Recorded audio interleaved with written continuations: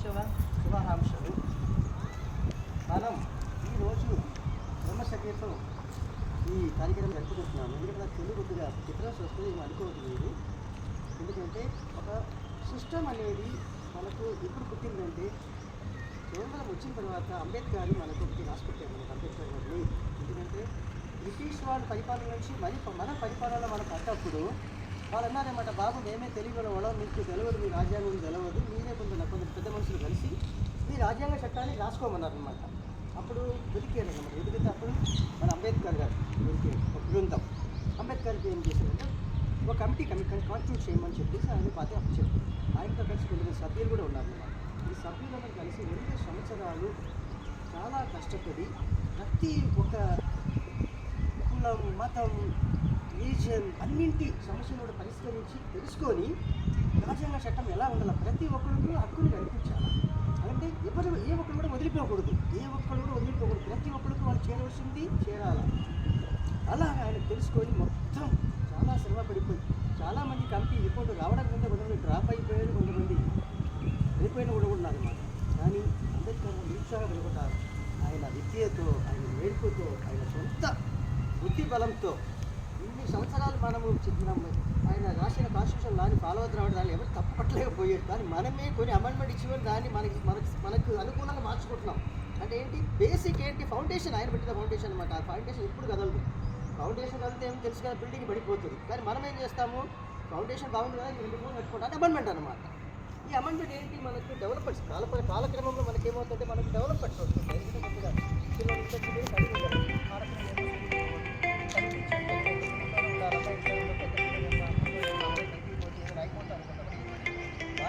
అమ్మాయిలే దేనికి వెళ్తారు కానీ వాళ్ళపై సరిగ్గా అన్నమాట. మనం గమనించాలి. రోడ్డు మీద పెట్టుకుని చూడండి, అమ్మాయిలు స్కూటీ మీద పోతారు, సబ్బని పోతారు, మనం భయపడిపోయి బయటకు వెళ్తాం. అంటే మహిళలు కూడా రోడ్డు మీద మరి బయటకు కానీ వెళ్తే వాళ్ళకి ఒక ధైర్యం వచ్చింది అనమాట. మన ఊరు చిన్న పెద్దలు ఏదో ఒక రూపం రోడ్డు తెలియదు, మనకు తెలియకపోవచ్చు, కానీ ఏదో ఒక రూపం మన పక్కన మనకు ఉంటుంది అనమాట. ఏంటి రోజు ధైర్యం అక్కడ మనిషి ఉంటారు. ఇక్కడే నిలబడ్డాం అనుకోండి, పక్కన మనిషి ఉన్నాడు, ఎవరో తెలియదు కానీ మనకు ధైర్యం వచ్చింది, అబ్బా పక్కన మనిషి ఉన్నాడు అనుకుంటాం. అంటే ఏంటి మనకు అది ఒక ధైర్యం అనమాట. ఇలాగే చట్టంలో కూడా అంబేద్కర్ గారు మనకు ఒక ధైర్యం నేర్పించారు అనమాట. ఏంటి, బాబు మీకు ఏదైనా సమస్యలు వచ్చిందనుకో, మీకు ఏం చేయాలా, పరిష్కారం చేసుకోవాలి. అంటే ఏంటి, కొట్లాడద్దు. ఫస్ట్ పోగానే అదే కట్టు గొడవ అనుకోండి, ఇద్దరు తనుకుంటారు, పోలీస్ స్టేషన్ పోతాను, వీడు పోతాడు, అడిపోతాడు, మొత్తాన్ని లాస్ట్ తేలదు సావదన్నమాట. అలాగా ఈ సమస్యల్ని ప్రజల్లోకి తీసుకెళ్ళేది ఫస్ట్ ఏం చేయాలి, నువ్వు ఈ సమస్యలు ఏం చేయాలంటే నువ్వు నలుగురు కూర్చోబెట్టి మాట్లాడు. ఇంకా సెటిల్మెంట్ కాలేదనుకో ఏం చేస్తావు, నువ్వు నీకు ఇచ్చినా కదా, నీకు ఒక అధికారం ఉంది కదా, పోరాటం చేయి. నువ్వు మీడియా ముందు తీసుకెళ్ళు. దానికి తేలేదన్నావు అనుకో ఏం చేస్తావు, ఉన్నది మన ఎన్నుకున్న ఎంపీలు ఎమ్మెల్యేలు ఉన్నారు కదా, వాళ్ళ దగ్గర తీసుకెళ్ళి రాజ్యాంగం దగ్గర తీసుకెళ్ళు. అక్కడ కూడా సమస్య పరిష్కారం కాలేదనుకో చివరికి ఏం చేయాలి, కోర్టు నుండి ఉంది కదా, కోర్టు ఏం చేస్తుందంటే ఒక వర్గాన్ని చూడదు, దీన్ని కూడా వింటుంది, నీ చెప్పిన కూడా వింటుంది, వీడి చెప్పిన కూడా వింటుంది అనమాట. ఇద్దరు చెప్పిన ఇది ఒక తీర్పుని ఇస్తుంది. కానీ ఈ కాలక్రమంలో ఏమవుతుందంటే కోర్టుకు వెళ్ళినప్పుడు కూడా ఎందుకప్ప కోర్టుకు పోవడం, 10 సంవత్సరాలు 15 సంవత్సరాలు బట్టి నడుస్తుందన్నది. అంటే ఏంటి, కోర్టులో కూడా కొంతమంది నిరాశపడ్డారనమాట. కానీ అది కూడా తెలుసుకోవాలి. ఎందుకంటే కోర్టు కూడా కొన్ని చాలా ఇంతమంది 150 కోట్లు ప్రజలు ఉన్నామని మనకి ఎన్ని సమస్యలు ఉంటే ఎన్ని కోర్టులు కేసు పెట్టారు, కానీ ఒకే చిన్న కేసు వాయిదా పోతుంటాయి అనమాట. కానీ కోర్టులో కూడా ప్రస్తుతానికి జనాలకు గవర్నమెంట్ మీద కూడా మంచి అభిప్రాయాలు లేకపోయి కోర్టులు కొన్ని సందర్భాల్లో కోర్టు మీద కూడా కొన్ని సందర్భాల్లో మంచి అభిప్రాయాలు లేకపోతే. కానీ ఇవన్నీ మనం సంస్కరించాలంటే మనమే నీట్గా ఉండాలన్నమాట. మనం ఎవరితో గొడవ పడకుండా పోనీ ఏమంటారు తెలుసా, మీకు 2 years అంటారు అనమాట, లిసన్ అండ్ లీవ్. ఇది మనం చూసుకున్నాం అనుకోండి, మనం హ్యాపీగా ఉంటాం అనమాట.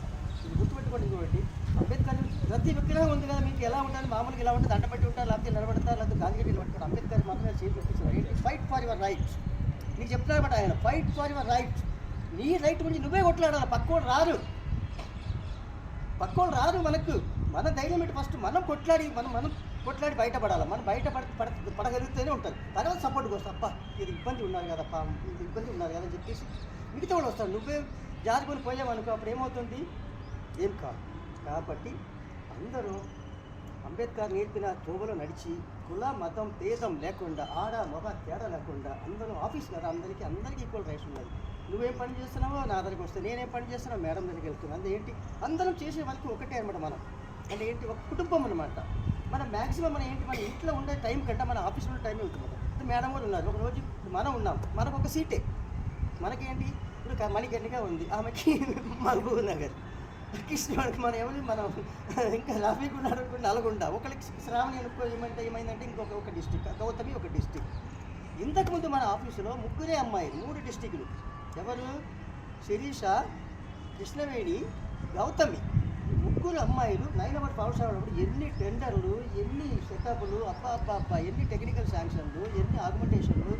ఆ ముగ్గురు పిల్లలు ఎంత మంచిగా చేశారంటే ఒక ఫైల్ వచ్చిందంటే ఎలా ఉంటుంది సార్ మీకు హ్యాపీగా వెళ్ళిపోతుంది అనమాట. ఒక్కసారి పిలుస్తాం ఏంటమంటే ఒక్కసారి చెప్తే కూడా ఈ గౌతమి అమ్మాయి కొత్తగా వచ్చింది, రాగానే నా దగ్గర వచ్చింది అనమాట. సార్ నేర్పించాలి సార్ అన్నమాట. చెప్పి ఇలా అలా చేయమని నేను ఏమన్నాను 10 సార్లు 100 సార్లు చెప్తాను, ట్రైన్ అప్ అయ్యాను. కానీ ఇప్పుడు ఏమైంది మనకు మా మేడం కూడా వచ్చిన తర్వాత అదే వర్క్ పెరిగిన తర్వాత అందరికీ స్ట్రెంత్ మీకు స్టాఫ్ ప్రొటెక్ట్ చేసాం, స్టాఫ్ సఫిషియెంట్ స్టాఫ్ని ఇచ్చాడు. ప్రతి ఒక్కరికి ఒక అసిస్టెంట్ ఉన్నారు, ప్రతి ఒక్కరు టైప్ ఇస్తున్నారు. కానీ ఏమవుతుంది మనకు సరిగ్గా చేయకుండా మేడం అడగానే ఫీల్డ్ నుంచి పీడిఎఫ్ ఫైల్ పడతాడు, మనం ప్రింట్ తీసి పడదొక్కుతాం అనమాట. అడగానే మేడం అడగానే పని కాదు, మేడం కోపం. అంటే ఏంటి మనం ఒక్క సీట్లోనే మనం ప్రాబ్లం క్రియేట్ చేసాం. 3 డిస్ట్రిక్ట్ చూసే మేడం గారు ప్లస్ మేనేజ్మెంట్కి ఆన్సర్ చెప్పాలా, గవర్నమెంట్లో పై మాట్లాడాలా. ఈ సమస్యలు ఉన్నప్పుడు మన 2 మాట తీరితే ఏమైందంటే మనకు నేను పోతుందా చెప్పండి. మన ఇంట్లో అమ్మాయి ఉంది, ఆకలేసింది మనకు, అమ్మ అన్నం పెట్టి అన్నాము, వెంటనే పెడతా చెప్పండి, వండాలి కదా, పక్కన పోయి నిలబడి కాలు కొట్టి అమ్మ పెట్టమంటే కూడా ఉడవకుండా నీకు అన్నం పెడితే తింటావా చెప్పు, ఆగాల కదా. కాబట్టి మనం మేడం చెప్పాను కదని చెప్పేసి మీరు కూడా ఉడగని అన్నం తీసుకుని పెట్టి ఆమెకి పెట్టి మనం ఇబ్బంది పెట్టవద్దు. ఎందుకంటే మనకేంటి ఎప్పుడైనా గుర్తుపెట్టుకోండి, మన పైన కూడా మంచి పీస్ఫుల్ ఉంటేనే మనం పీస్ఫుల్ ఉంటాం అనమాట. మనకు చిన్న బాధలు ఉంటే మనం ఏం అనుకో మనం మన పిల్లలు నేర్చుకున్నాడు కదా. మనం ఇప్పుడు నాకు కూడా పెద్ద వయసు అయింది, మా సార్ పెద్ద సార్, మా సార్ ఇప్పుడు నుంచో నాకు తెలుసు. మా సారు ఆయన దిగే అంటే ఆయన మా మాట తీరు వింటే మీరు ఎప్పుడు సరిగ్గా గమనించలేదు అనమాట. ఆయన మాట్లాడితే తెలంగాణ, ఆయన పేరు తెలంగాణ టైగర్ అంటాం మేము. ఒక్కడు ఆయన చూస్తే భయపడతాం, ఉద్దేశంలో ఉన్నప్పుడు మేము చూస్తేనే మా సార్కి ఏం ఇట్లా నిలబడతాడు అనమాట. కానీ తేడా వచ్చింది అనుకో ఇంకా అది వేరే విధంగా ఉంటుంది. అంటే ఏంటి ఒక ఉద్యోగ పౌరుడు అనమాట ఆయన. ఏంటి తెలంగాణ ఉద్యమం, తెలంగాణ టైగర్ అని పేరు తెచ్చుకున్నాడు. అంటే ఏంటి ఉద్యమం ఎలా ఉండాలో అని చెప్పిన మనిషి అన్నమాట మా మేడం. ఎప్పుడు వాళ్ళకి పక్కన ఇద్దరు, ఆమె వచ్చిన 36 సంవత్సరాలు దాటిపోయింది మేము ఇద్దరు కలిసి. ప్రతి ఒక్కటే సెక్షన్ వాళ్ళు పక్కనే ఉంటే పక్క రూమే అనమాట. కానీ ఏంటి అది మాకు అది వచ్చింది అడ్జస్ట్మెంట్ అనమాట. మేడం ఏం తింటాను మేడం ఎంత తిట్టుకోబడదని ఏమైంది నాకు ఆ పిల్లలు తిట్టగా అన్నీ తిట్టమంటారు. అది ఏంటి ఏం పట్టించుకోను.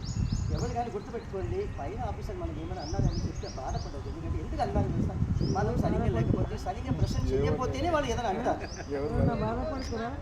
చాలా ఈ 25లో మాత్రం మన ఆఫీసులో ఈ 25లో మేడం 25లో మాత్రం ఈ 25లో 2025లో మాత్రము ఇద్దరే వ్యక్తులు హ్యాపీగా ఉన్నారు. ఎవరు తెలుసా, రఫీక్ అండ్ రాజు. ఎందుకంటే ఏమంటే కూడా నవ్వుతుంటాం ఇద్దరు ఆఫీసులో, మీతో సీరియస్. ఎవరైనా బాధపడ్డారా? ముఖంలో కళ లేదు, ముఖం చూస్తేనే సీరియస్గా ఉంటారు. పాపం సీరియస్గా ఏదో పోలిపోయినట్టు కనిపిస్తున్నారు అనమాట. నేనేమన్నా నేను కూడా ఏమన్నా నాకు అర్థం కావట్లేదు. లేదు మేడం, ఈయన ఫేస్లో ఈయనకి సంబంధం ఏదో చేయదు.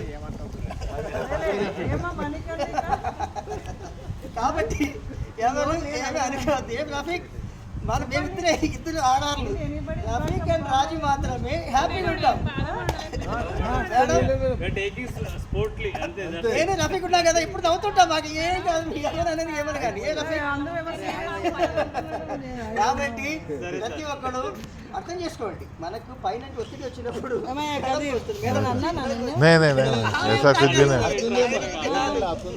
కాదు